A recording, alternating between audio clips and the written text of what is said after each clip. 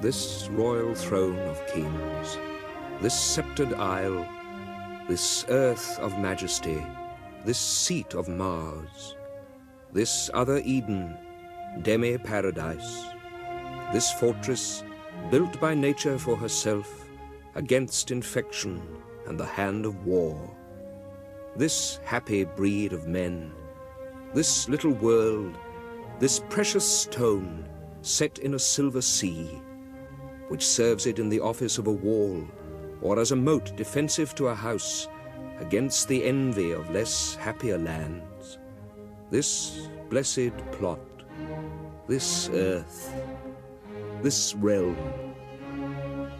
this England.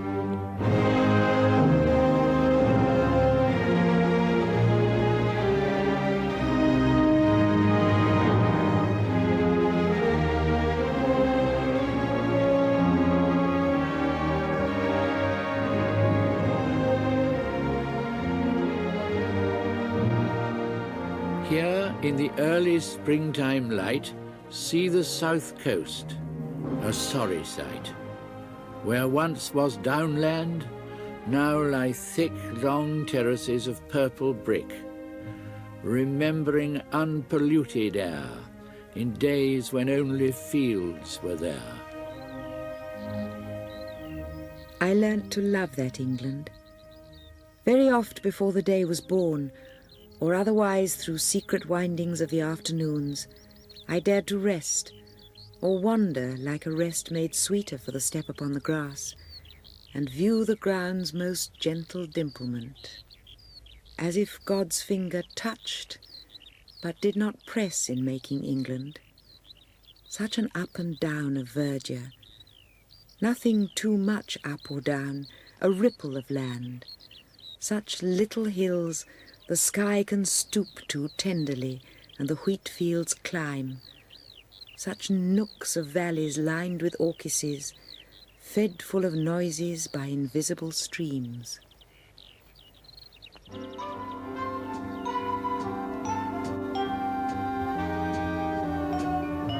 It was a lover and his lass, with a hey and a ho and a hey nonny no, that all the green cornfield did pass in the springtime, the only pretty ring time, when birds do sing hey ding a ding ding, sweet lovers love the spring. Love goes as the MG goes. The colonel's daughter in black stockings, hair like sash cords, face iced white, studies art, goes home once a month. She won't marry the men she sleeps with. She'll revert to type. It's part of the sideshow. Mummy and Daddy in the wings, the bongos fading on the road to Hazelmere, where the inheritors are inheriting still. Hail, bounteous May, the dost inspire mirth and youth and warm desire. Woods and groves are of thy dressing, hill and dale doth boast thy blessing.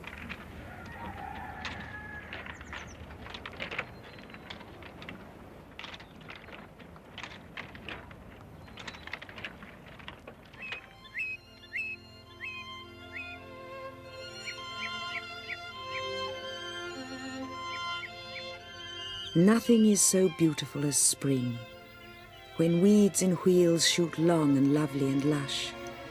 Thrushes' eggs look little low heavens, and thrush through the echoing timber does so rinse and ring the ear, it strikes like lightnings to hear him sing.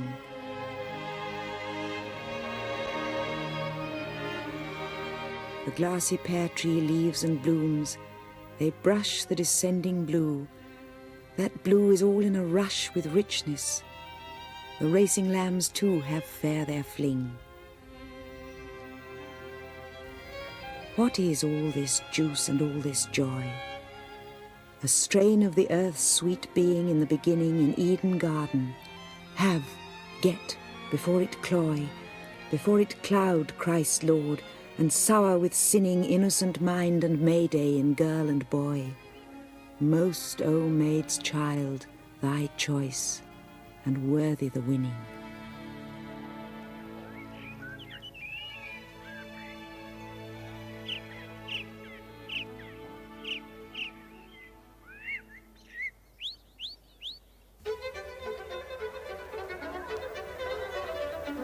The sun does arise and make happy the skies. The merry bells ring to welcome the spring. The skylark and thrush, the birds of the bush, sing louder around to the bells' cheerful sound, while our sports shall be seen on the echoing green.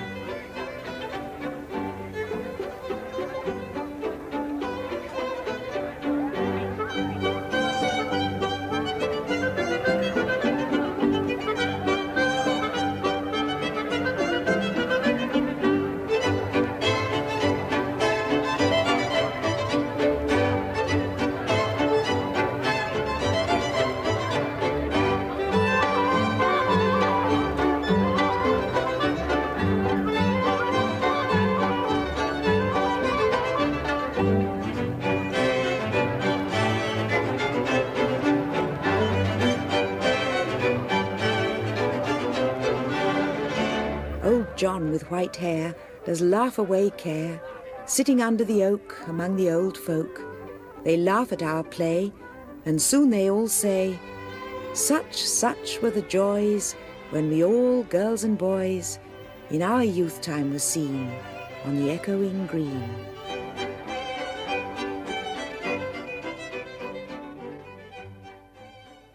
New Holland, Lincolnshire.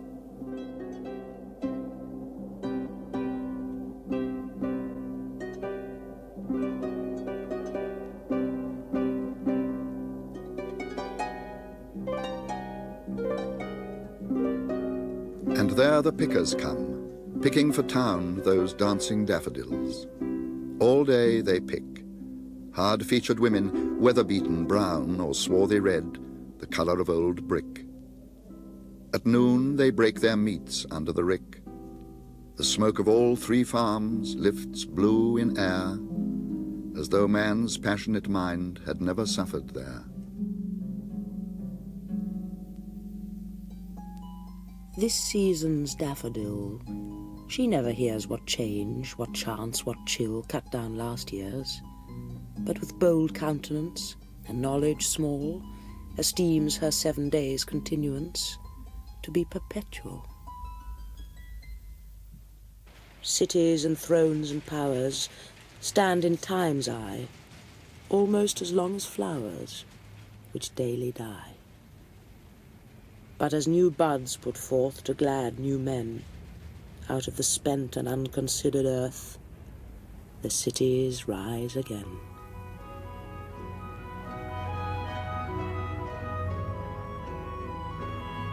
Earth has not anything to show more fair. Dull would he be of soul who could pass by a sight so touching in its majesty. This city now doth like a garment wear the beauty of the morning. Silent, bare, ships, towers, domes, theatres, and temples lie open unto the fields and to the sky, all bright and glittering in the smokeless air.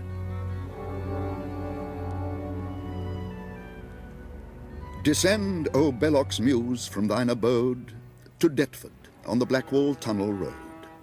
For under Deptford's solitary shade the bulk of the electric light is made. Here are the works. From hence the current flows, which, so the company's prospectus goes, can furnish to subscribers, hour by hour, no less than 16,000 candle power, all at 1,000 volts.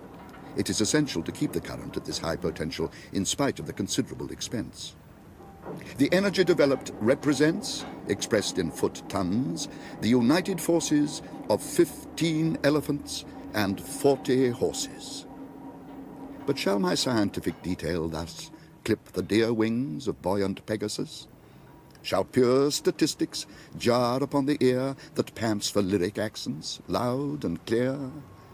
Shall I describe the complex dynamo or write about its commutator? No. Arouse thee, muse, and chaunt in accents rich the interesting processes by which the electricity is passed along. These are my theme. To these I bend my song. It runs, encased in wood or porous brick, through copper wires 2 millimeters thick, and insulated on their dangerous mission by india rubber, silk, or composition. Here you may put with critical felicity the following question: what is electricity? Molecular activity, say some. Others, when asked, say nothing, and are dumb. Aroint thee, muse, inspired the poet sings, I cannot help observing future things. Life is a veil, its paths are dark and rough, only because we do not know enough. When science has discovered something more, we shall be happier than we were before.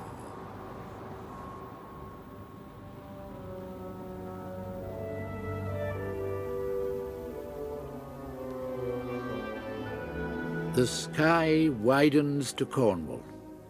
A sense of sea hangs in the lichenous branches, and still there's light. The tide is high, and a sleepy Atlantic sends exploring ripple on ripple to far Palzeth.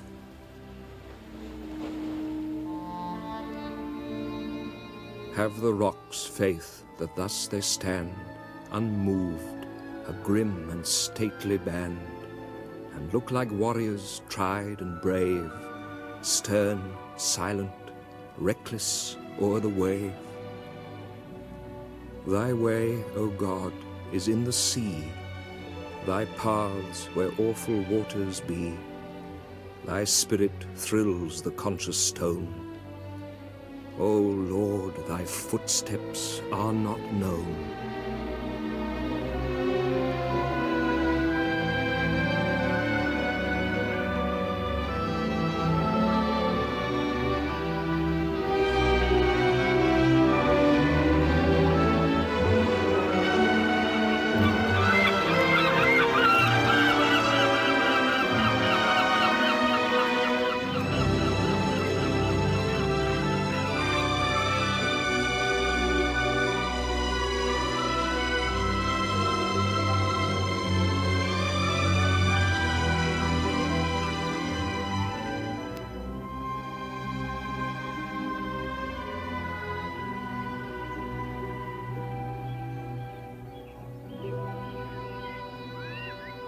Far from the sea, the unregarded Midlands. Now the river is rich, but her voice is low. It is her mighty majesty, the sea, travelling among the villages incognito. Now the river is poor. No song, just a thin, mad whisper. The winter floods have ruined her. She squats between draggled banks, fingering her rags and rubbish. And now the river is rich, a deep choir. It is the lofty clouds that work in heaven, going on their holiday to the sea.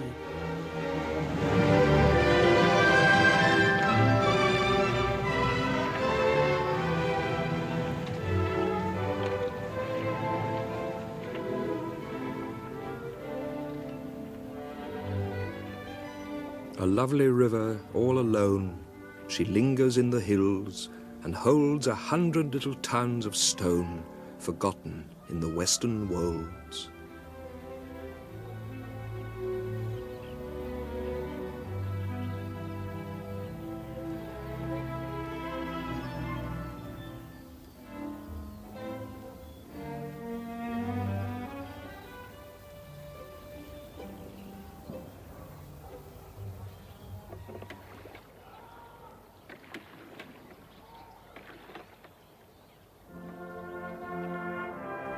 In gaudy yellow brick and red, with rooting pipes like creepers rank, the shoddy terraces o'erspread meadow and garth and daisied bank.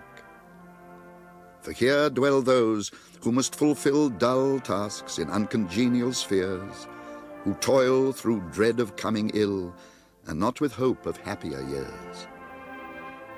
The lowly folk, who scarcely dare conceive themselves perhaps misplaced, whose prize for unremitting care is only not to be disgraced. With shelves for rooms the houses crowd, like draughty cupboards in a row, ice chests when wintry winds are loud, ovens when summer breezes blow.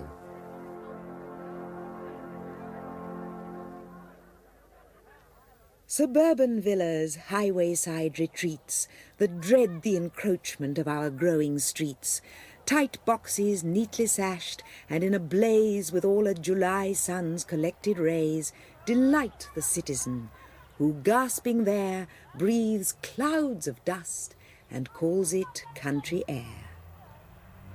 But still 'tis rural. Trees are to be seen from every window, and the fields are green. Ducks paddle in the pond before the door. And what could a remoter scene show more?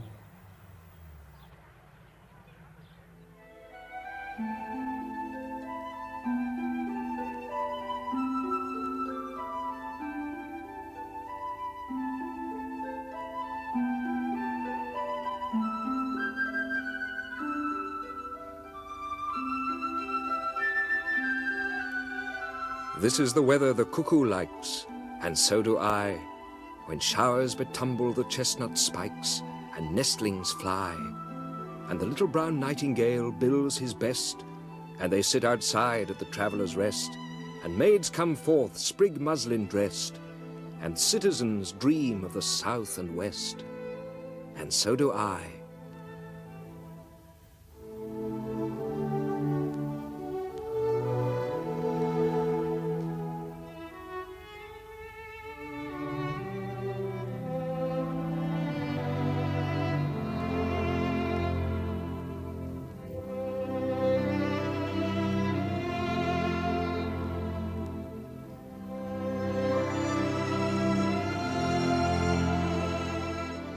Teach us delight in simple things, and mirth that has no bitter springs, forgiveness free of evil done, and love to all men neath the sun.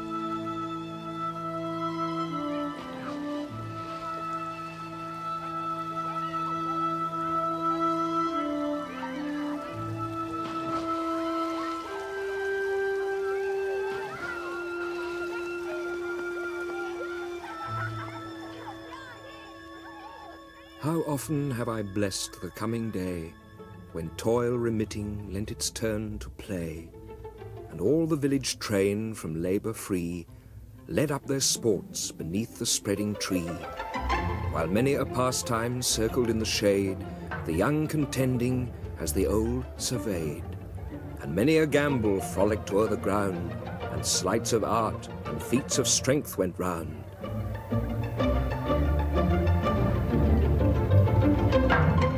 And still as each repeated pleasure tired, succeeding sports the mirthful band inspired.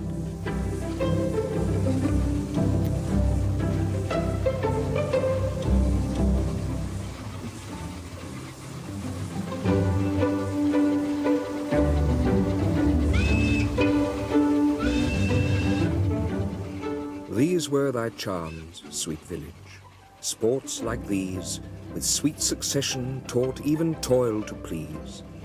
These round thy bowers their cheerful influence shed, these were thy charms. But all these charms are fled.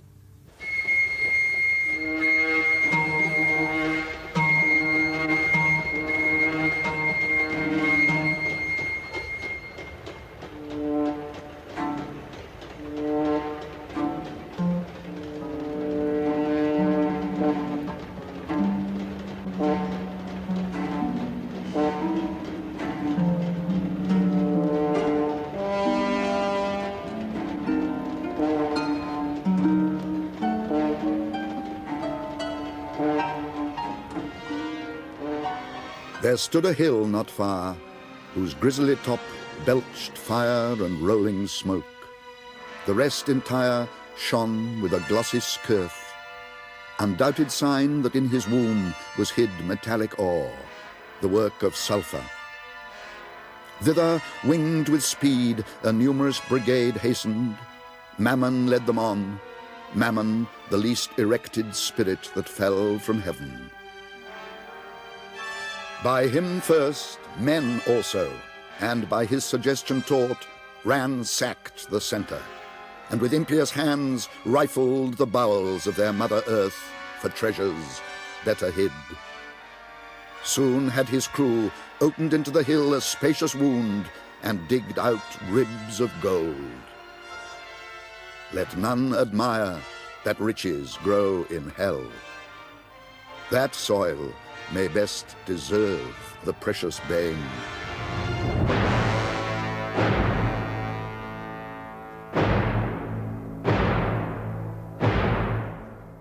I have a vision of the future, chum. The workers' flats in fields of soya beans tower up like silver pencils, score on score, and surging millions hear the challenge come from microphones in communal canteens. No right, no wrong, all's perfect evermore.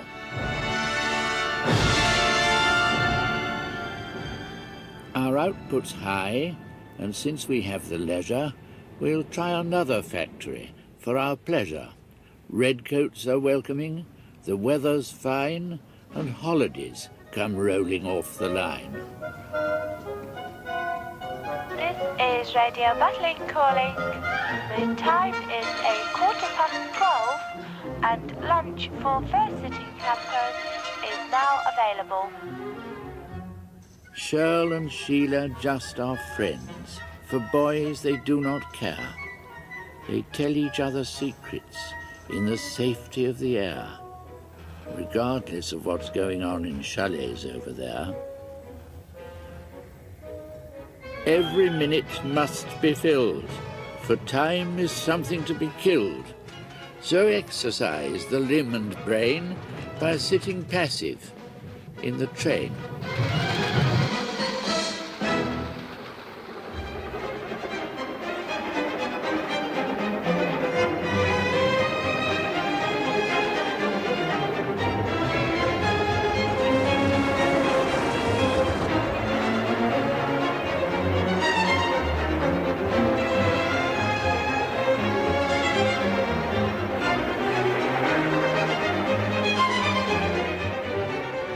Faster than fairies, faster than witches, bridges and houses, hedges and ditches, and charging along like troops in a battle, all through the meadows, the horses and cattle, all of the sights of the hill and the plain fly as thick as driving rain.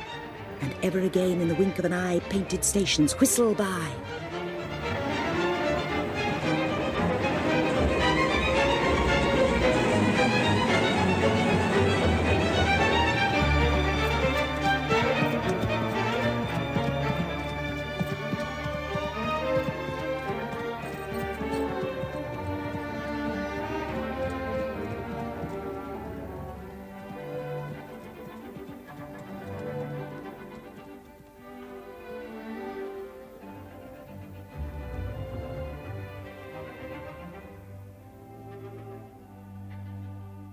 Up on the downs, the red-eyed kestrels hover, eyeing the grass. The field mouse flits like a shadow into cover as their shadows pass. Men are burning the gorse on the down shoulder. A drift of smoke glitters with fire and hangs, and the skies smoulder and the lungs choke. Once the tribe did thus on the downs, on these downs burning men in the frame, crying to the gods of the downs till their brains were turning, and the gods came. And today on the downs, in the wind, the hawks, the grasses, in blood and air, something passes me and cries as it passes on the chalk downland bare.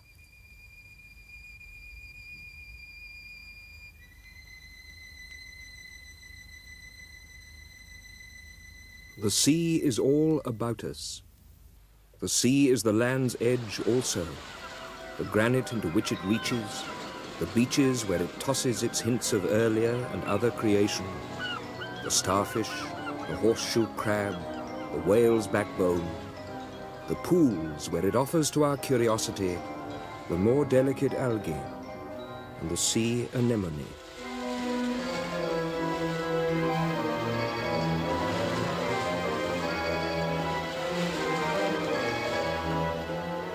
Lady, whose shrine stands on the promontory, Pray for all those who are in ships, those whose business has to do with fish, and those concerned with every lawful traffic, and those who conduct them.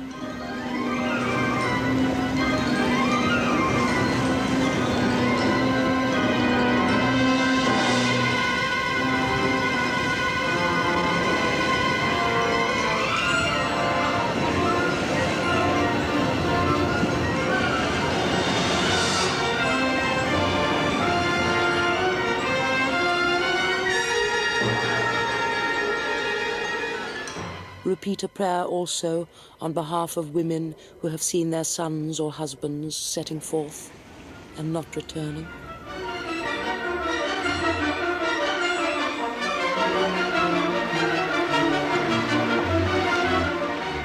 Also pray for those who were in ships and ended their voyage on the sand, in the sea's lips, or in the dark throat which will not reject them, or wherever cannot reach them the sound of the sea bell's perpetual Angelus.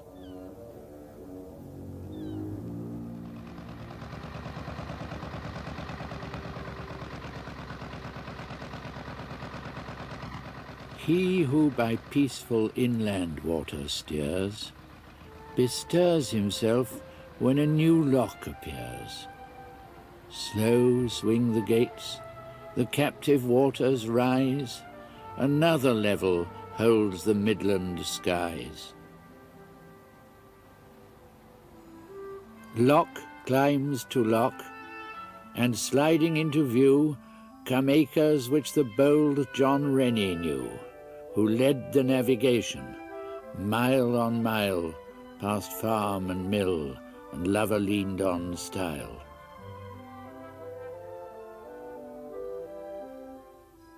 Sweet is the fluting of the blackbird's note, sweet is the ripple from the narrow boat.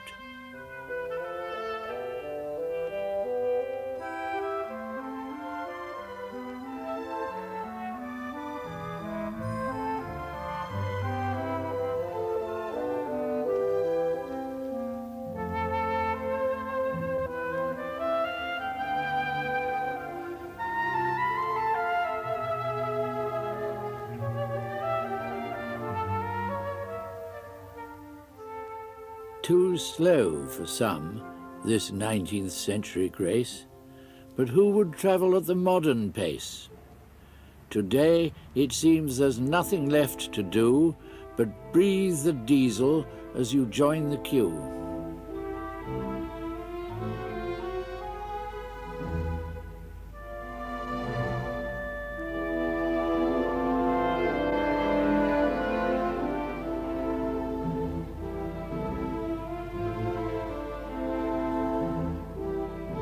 Wheel me gently to the garage, since my car and I must part. No more for me the record and the run. That cursed left-hand cylinder the doctors call my heart is pinking past redemption. I am done. They'll never strike a mixture that'll help me pull my load. My gears are stripped. I cannot set my brakes. I'm entered for the finals down the timeless, untimed road to the maker of the makers of all makes.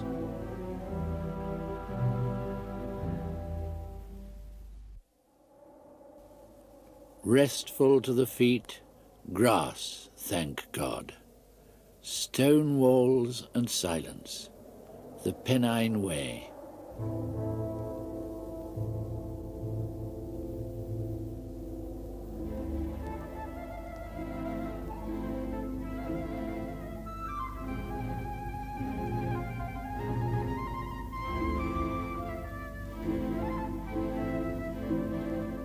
If it form the one landscape that we, the inconstant ones, are consistently homesick for, this is chiefly because it dissolves in water. Mark these rounded slopes with their surface fragrance of time, and beneath, a secret system of caves and conduits. Hear the springs that spurt out everywhere with a chuckle, each filling a private pool for its fish and carving its own little ravine, whose cliffs entertain the butterfly and the lizard. Examine this region of short distances, and definite places.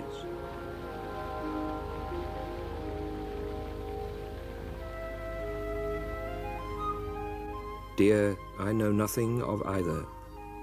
But when I try to imagine a faultless love, or the life to come, what I hear is the murmur of underground streams. What I see is a limestone landscape.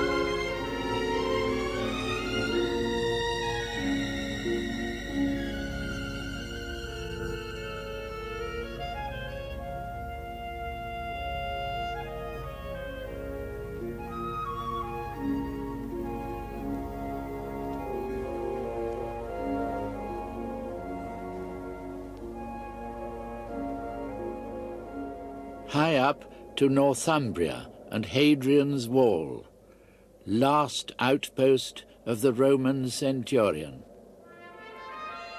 Legate, I had the news last night. My cohort ordered home, by ship to Porta Sitius and thence by road to Rome. Last night I did not understand, but now the hour draws near that calls me to my native land. I feel that land is here. Here where men say my name was made, here where my work was done, here where my dearest dead are laid, my wife and son, here where time, custom, grief and toil, age, memory, service, love have rooted me in British soil. Ah, how can I remove? I've served in Britain 40 years, from Vectis to the wall. I have none other home than this, nor any life at all. Here is my heart, my soul, my mind, the only life I know. I cannot leave it all behind. Command me not to go.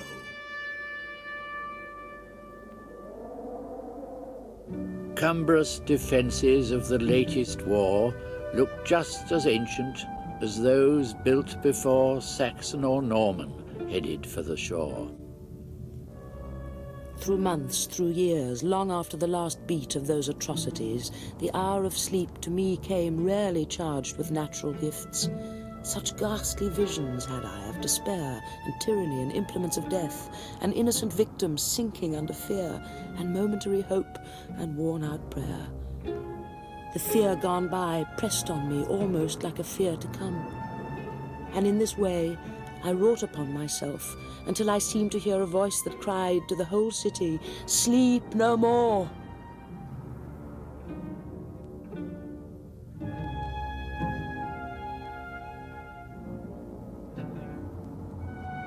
Ash on an old man's sleeve is all the ash the burnt roses leave. Dust in the air suspended marks the place where a story ended. Dust inbreathed was a house, the wall, the wainscot, and the mouse.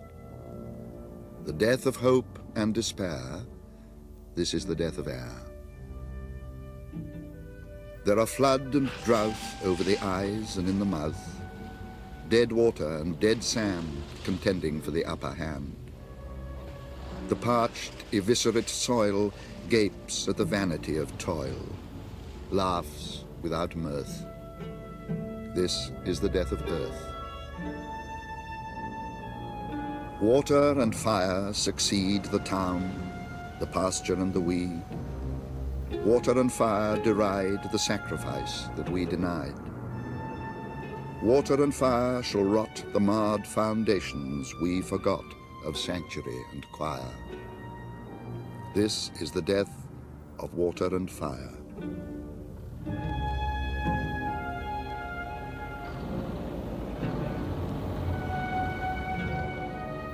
Oh, if we but knew what we do when we delve or hew, hack and rack the growing green.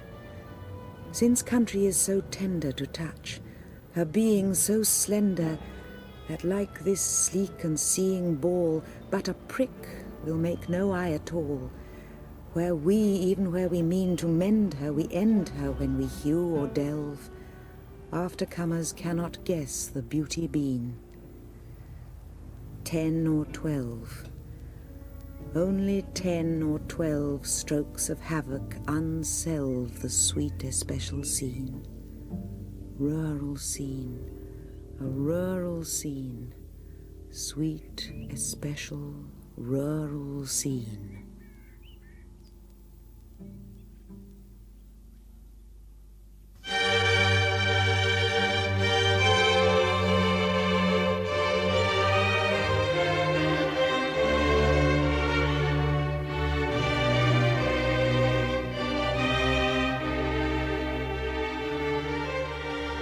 Stay, traveller, with no irreverent haste, approach the mansion of a man of taste. Hail Castle Howard, hail Vanbragh's noble dome, where Yorkshire in her splendour rivals Rome. Here the proud footman to the butler bows, that kisses Lucy when she milks the cows. Here the proud butler on the steward waits, that shares his mistress at the castle gates. Here 50 damsels list my lady's bells, and a whole parish in one mansion dwells. Chef, housekeeper, and humblest houseboy, all in due gradation of the servants' hall, dependent on the slightest frown or smile of him who holds the earldom of Carlisle.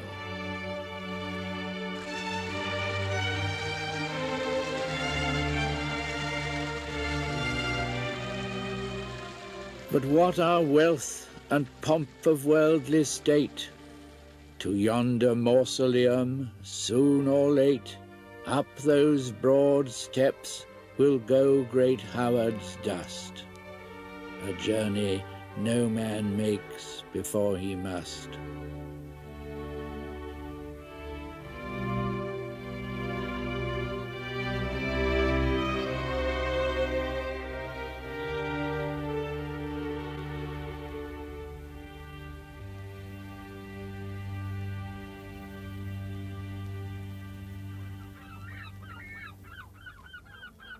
With ceaseless motion comes and goes the tide. Flowing, it fills the channel vast and wide. Then back to sea with strong majestic sweep, it rolls in ebb, yet terrible and deep.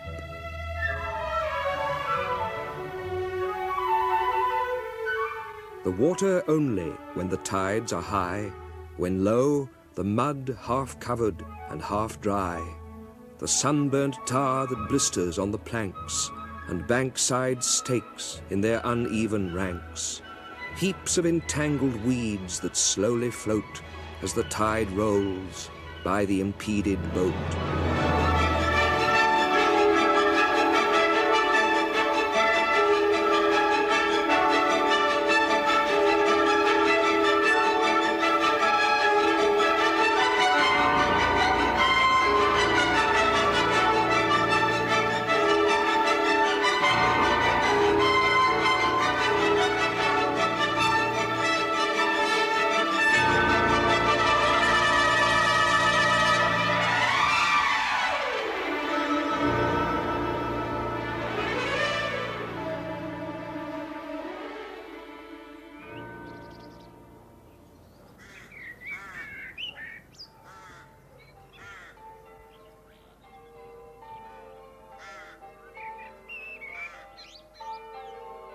Christmas comes with plenty, Lent spreads out its pall, but these are 5 and 20, the longest Sundays of all, the placid Sundays after Trinity, wheat harvest, fruit harvest, fall.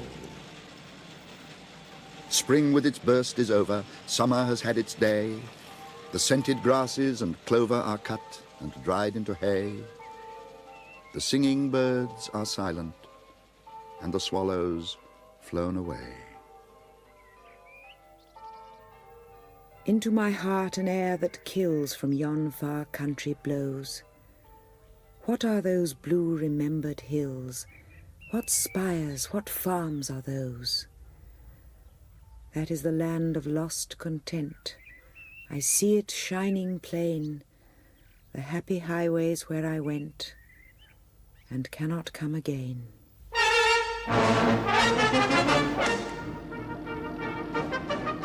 Let's say goodbye to hedges and roads with grassy edges and winding country lanes. Let all things travel faster where motor car is master, till only speed remains.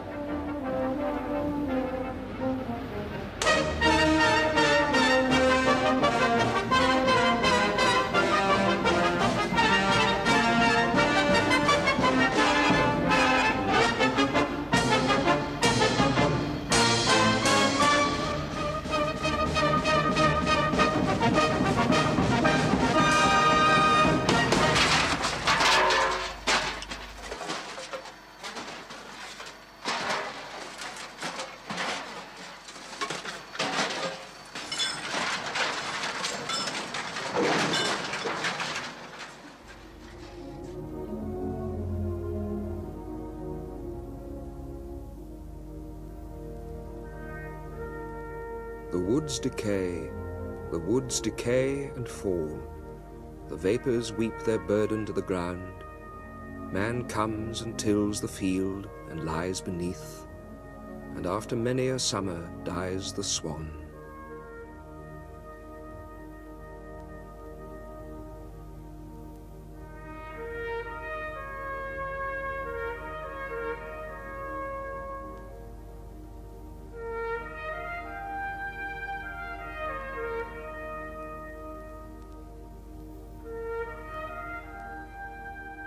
Once again do I behold these steep and lofty cliffs, that on a wild, secluded scene impress thoughts of more deep seclusion, and connect the landscape with the quiet of the sky.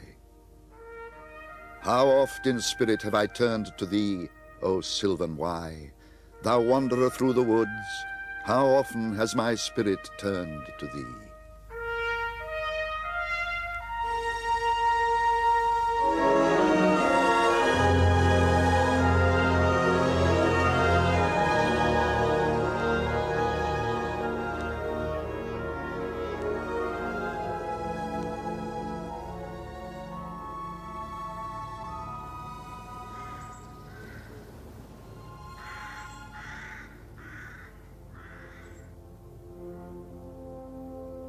When I have seen by time's fell hand defaced the rich proud cost of outworn buried age, when sometime lofty towers I see down raised, and brass eternal slave to mortal rage, when I have seen the hungry ocean gain advantage on the kingdom of the shore, and the firm soil win of the watery main, increasing store with loss, and loss with store, when I have seen such interchange of state, or state itself confounded to decay, ruin hath taught me thus to ruminate, that time will come and take my love away.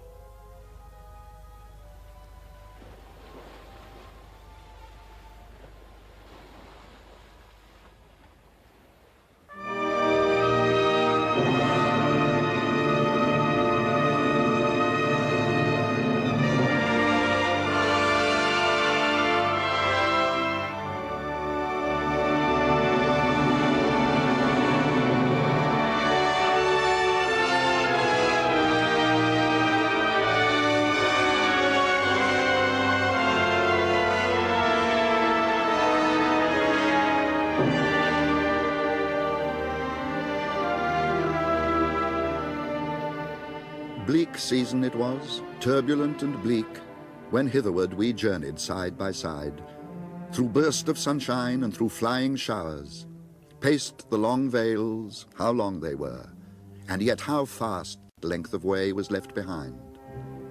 The frosty wind, as if to make amends for its keen breath, was aiding to our steps, and drove us onward like two ships at sea, or like two birds, companions in mid-air, parted and reunited by the blast. Stern was the face of nature.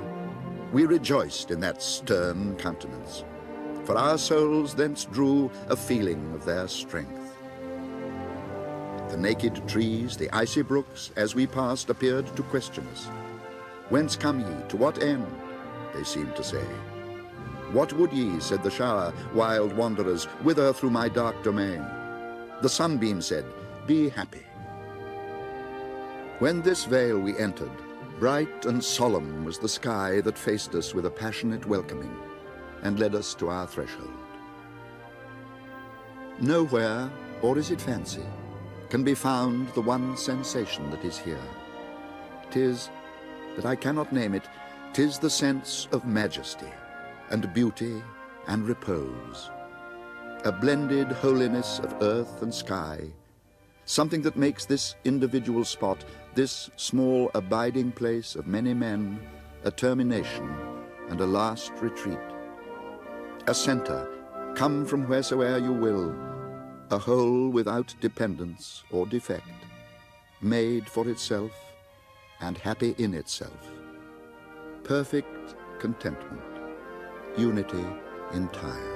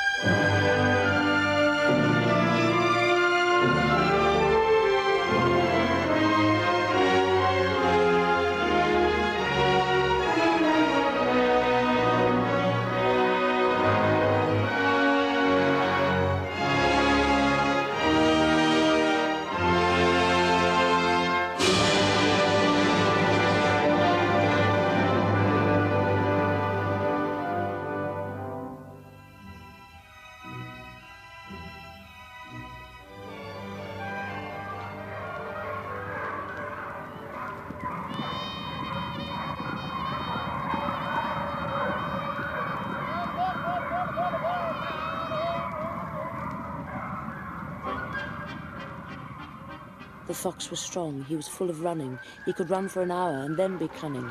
But the cry behind him made him chill. They were nearer now, and they meant to kill. And all the way to that blinding end, he would meet with men and have none his friend. Men to holloa and men to run him, with stones to stagger and yells to stun him. Men to head him, with whips to beat him, teeth to mangle and mouths to eat him. And all the way that wild high crying to cold his blood with the thought of dying.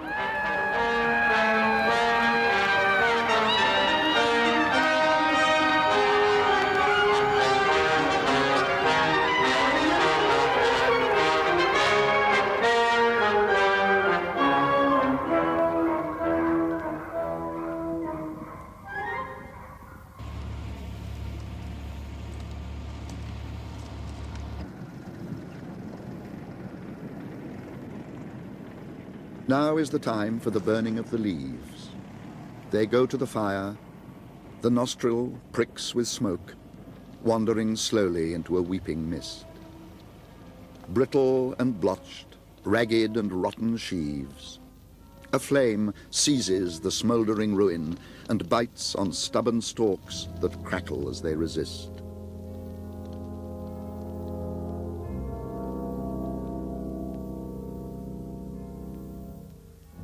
Now is the time for stripping the spirit bare. Time for the burning of days ended and done. Idle solace of things that have gone before. Rootless hopes and fruitless desire are there. Let them go to the fire with never a look behind. The world that was ours is a world that is ours no more.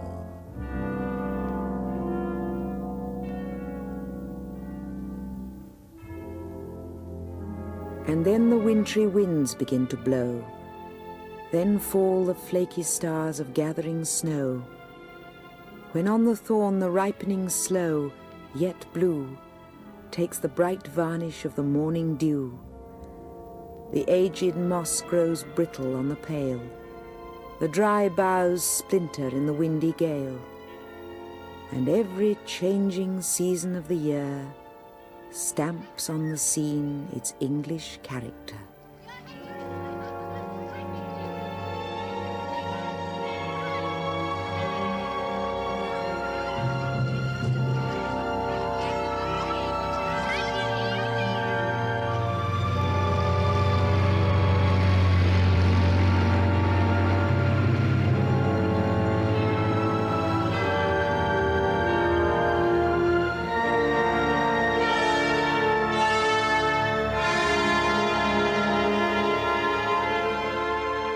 They will come again, the leaf and the flower, to arise from squalor of rottenness into the old splendor, and magical sense to a wondering memory bring the same glory to shine upon different eyes.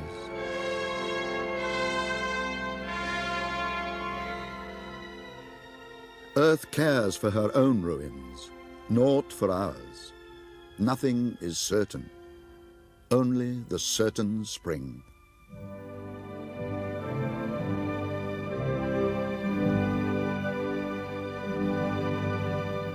The trees are coming into leaf like something almost being said. The recent buds relax and spread. Their greenness is a kind of grief. Is it that they are born again and we grow old? No, they die too. Their yearly trick of looking new is written down in rings of grain. Yet still the unresting castles thresh in full-grown thickness every May. Last year is dead, they seem to say. Begin afresh, afresh, afresh.